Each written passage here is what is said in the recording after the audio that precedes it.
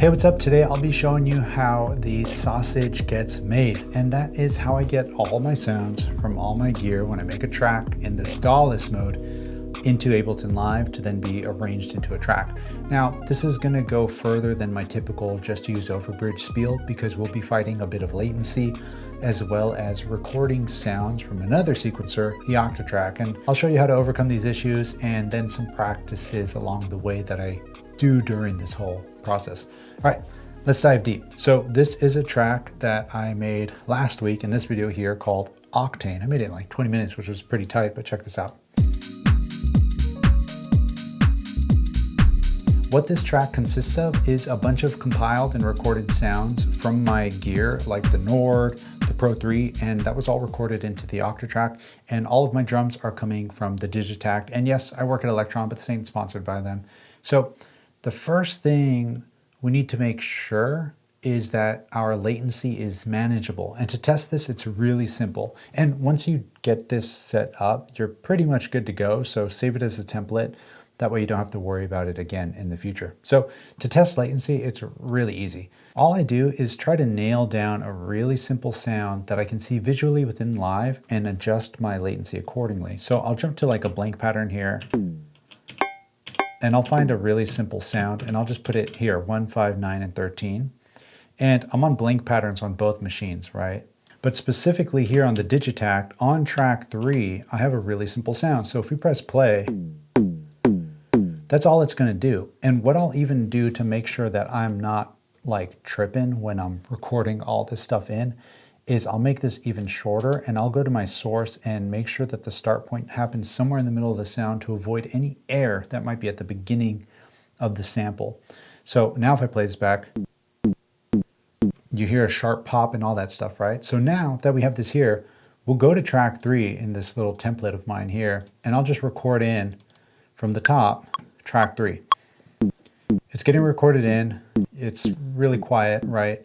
And I always ignore the first one because the first will always have a little bit of latency because it depends on when your form of getting clock out of Ableton Live or whatever DAW you might be using to your device, it just takes a second for it to catch up. So I'll skip that one and I usually end up looking at bar 2. So I'll highlight this and then just press Z twice to kind of get up in there and then go here. Okay, look, we are almost dead on. If I go and grab this and turn up its gain, you can see I'm actually a little early.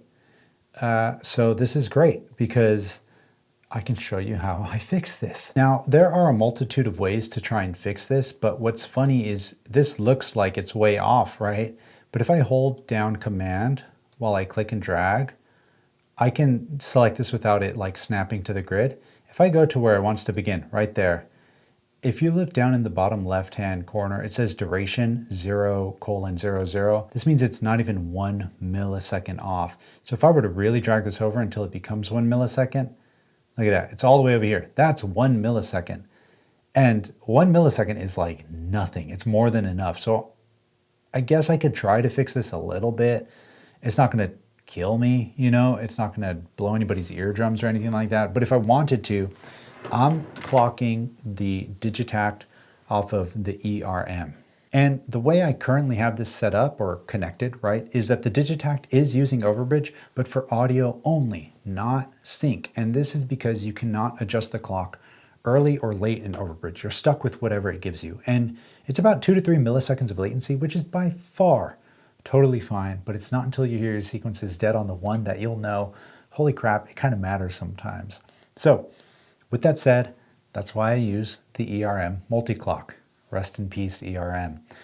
They're now gone, but the multi-clock product lives on through another company called Floating Point Instruments, which to my knowledge has nothing to do with Floating Points, the super dope artist. Anyway, this is how I'm gonna end up adjusting the clock on the ERM. The Digitact's on channel 2. All I would end up doing is holding down this and pressing channel 2, our select menu here. And here I can adjust our offset. And if I hold down the select menu button, I can push it even later by, you know, the 10th of a millisecond, or yeah, that's the 10th, right? Not the 100th? I'm not sure. Anyway, 16.10. Sure, we'll get out of this. Boom, go back to home. And now if I were to like re-record this in we can hit record and see where it ends up landing now on the 2. Bam, there it is. And look, you can see I adjusted it just by the tiniest amount and it's already like way off now. And this is worse than where it was before. So I'm just gonna go ahead and put it back to where I had it, which was just on 16 milliseconds. Long story short, you just start adjusting and moving things around, especially with the ERM. And this is just kind of my setup, right? It's an expensive utility that I absolutely fall in love with over and over again. And it's great for me with multiple sequencers running at the same time, but it is not necessary to get some decent timing. You can do this with newer gear that supports MIDI over USB, like the Digitact, or honestly any sequencer that's come out past 2017. Or you can do it with most USB to MIDI converters for older gear that don't have MIDI over USB, aka the Octatrack. And I have a link to a few of my favorite converters down below, some as cheap as 20 bucks, and they're pretty decent. But if you are using that route, you'll have to adjust your timing within Ableton Live's MIDI settings. So what you're going to want to look for is the MIDI clock sync delay adjustment in the drop-down menu of your device's output section, not its input section. And if you are going this route, make sure you have sync enabled. What I'm doing with the ERM is basically the same thing. It's just that I find the ERM to be way more stable than most converters, which is honestly a luxury for me that I'm willing to pay for. Just, see this old video of me trying to compare the ERM to cheaper alternatives. TLDR, they failed, but they're still pretty decent. Okay, latency is fixed and we're now getting into recording. The overbridge part is easy. It's this template that I have here that I made that lets me record in every track at once, even the outputs if I have something connected to the outputs of my Digitact. And all I need to do is record arm all the tracks within my Digitact's group and then press record. I also have a link to this template down below in case you're looking for that instant-ish satisfaction. Let me know how it goes if you end up getting it. So at most on the Digitact, I usually have, 1 or 2 patterns. This one here is mainly just the single pattern, and I do most of my patterning within the DAW because I add little nuances like a crash that happens once every 16 bars or kicks that change up every 8 bars, throughout the entire whole song. So check this out, it's super simple. I'm gonna hit H to make all these the same size. I'll get rid of the Syntac group, we don't need that right now. So Digitact effects all the way to track 8. But now that I have all this selected, I'm just gonna hit record. And then I'm gonna go back to the very beginning, hit stop a couple times, hit record. And now it's grabbing all of my Digitact drums in one go, which is great. And I'll just let this go, I'll turn off loop. And another thing that's great about the ERM is that once it's getting close to the end, I can stop it. And that will let me grab a little bit of these tails, but I'll explain more of that in a little second. So I'm gonna just go ahead and delete those for now.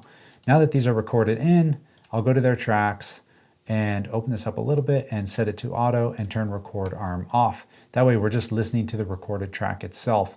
And the Digitact effects track, it's great when I'm kind of getting the idea going, but I hate using it because it's like if I send the clap and the hi-hat to the delay, and then I take the clap and the hi-hat out in this section of the song, like let's just say this, it still lives within the effects track, and that's how it works, but it's kind of annoying. So I use it to kind of get the idea going, but then once I get in here, I usually just end up deleting it, or I'll save it, minimize it, and mute it. As you can see, I already have it muted here. Another thing to take note is now that these are all recorded in, let's say I just go in and turn their gain up by, 20. I'm gonna go to my Digitact group, which I have a utility on here, and I'm gonna set that down so that it does not blow our ears out. This allows me to get a better look at what we got going on here, right?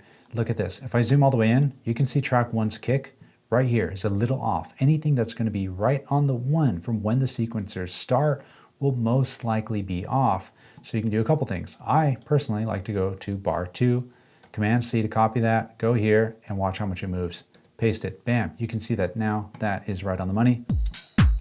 And then once this is ready to go, while this is highlighted, hold down Shift and select this and hit Command J to consolidate it and join it as a new clip. So now we have the perfect one the perfect kick at the beginning of the pattern, right on the money. So when you start duplicating this across, it doesn't do this weird like,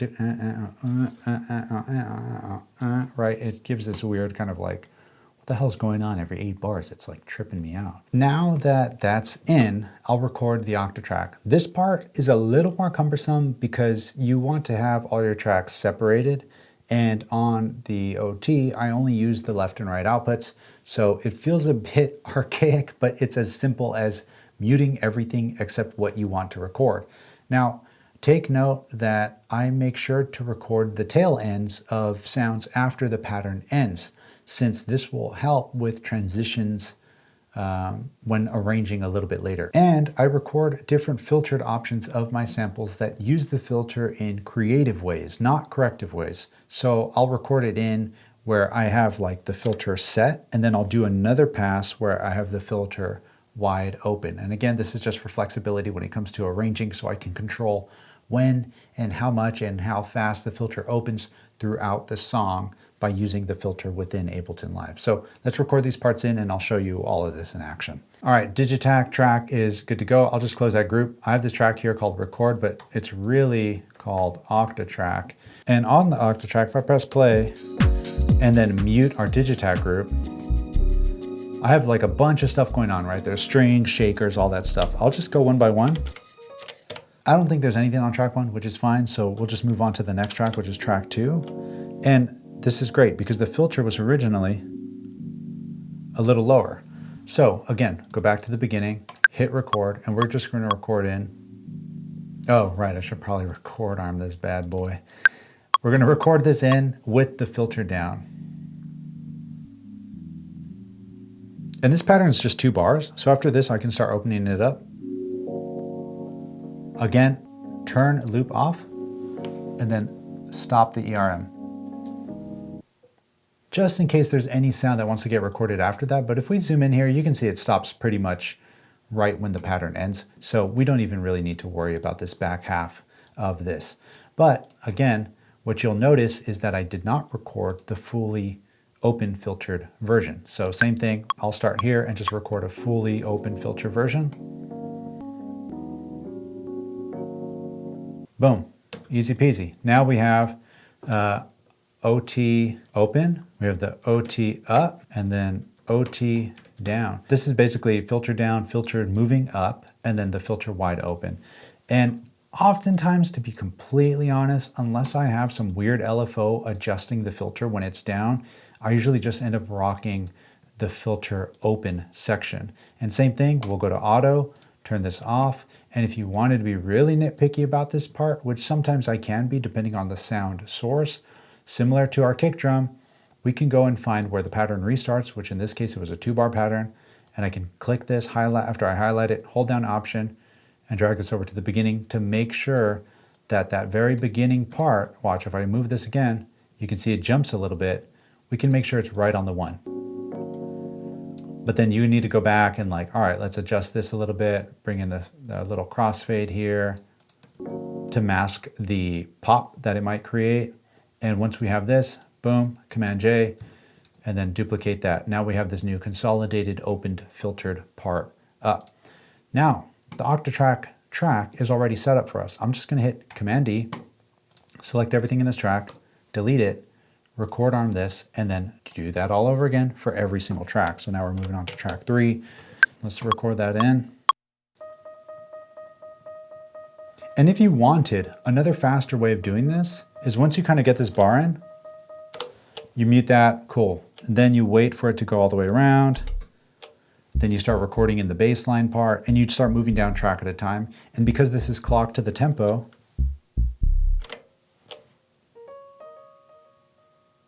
and some sounds have tails, you gotta be careful, so this one does.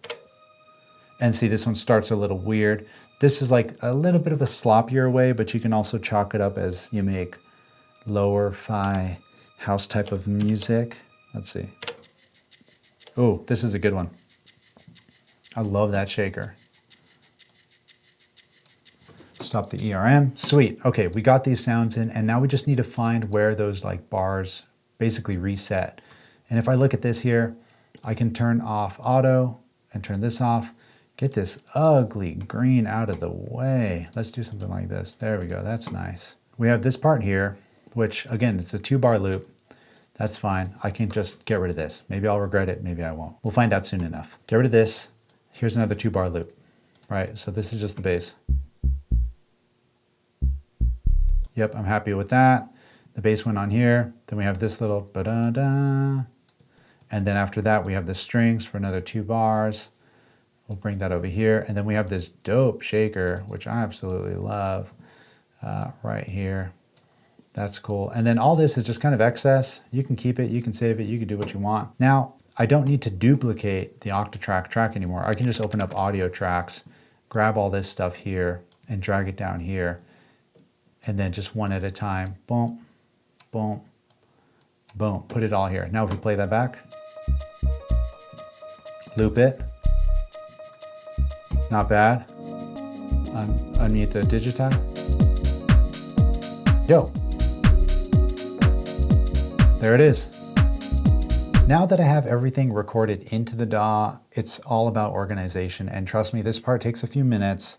I know sometimes we don't want to clean our room, but it will save you potentially hours in the long run. Just label everything accordingly, and however it's easiest for you to recall and recognize what sound you recorded, right? Oh, and last tip here, I usually leave my machines in blank pattern. So again, I'll just jump to something blank like this, just in case I want to go back and add some new sounds from either machine or try to recreate some interesting beat sections with the original elements that I have on the machines. And again, like for example, the Octatrack track, I'll go here, select this, delete it, and then just kind of minimize it and maybe color it something completely different, like this red, and then just put it all the way at the bottom, just so it's like out of the way in case you're trying to do something with the arranging. And with that, you are done. And hopefully you've learned something here that's helpful in getting your sounds from your boxes or machines into your DAW. If there's anything else you want me to go a little deeper in, let me know down in the comments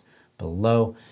You know, this video kind of ended up being more of a latency and recording tip video, but it's the process that I go through constantly and always skip when showing you because it's tedious and kind of boring. But either way, if you made it to the deep end with me, I appreciate you a ton, and I thank you for the support, and I hope to see you again next week. And until then, you already know the drill, my friend. Share the love, share the knowledge. Knowledge is power. Peace.